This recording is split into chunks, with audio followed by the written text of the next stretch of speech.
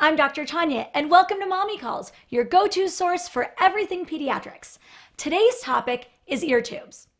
Sometimes children will get recurrent ear infections, or they'll have an ear infection that just doesn't go away despite multiple antibiotics.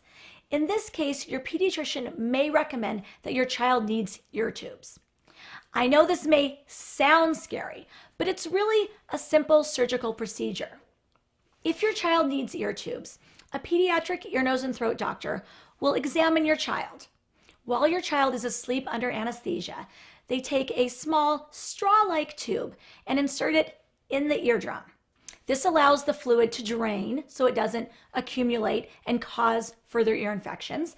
It also helps equalize the pressure, so that way when your child has a cold, fluid won't accumulate behind the eardrum, get stuck there, and cause further ear infections.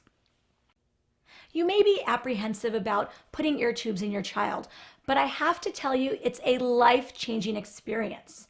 Usually your child won't get ear infections anymore because the ear tubes are in place. So when they have a cold, they won't start having fevers. They won't wake up at night crying. You won't be up all night. You won't miss work. They won't miss school. It can really make a world of difference for your child's health. Once the ear tubes are placed, they're left in place, and they fall out on their own in a year or two. Rarely they need to be removed by a surgeon. And the eardrum will heal nicely on its own, and generally there are no long-term consequences to having ear tubes. Now, while your child has the ear tubes, your pediatrician may recommend trying to keep water out of their ear, wearing earplugs, or even a little bandana when they're swimming to keep their ear canals dry.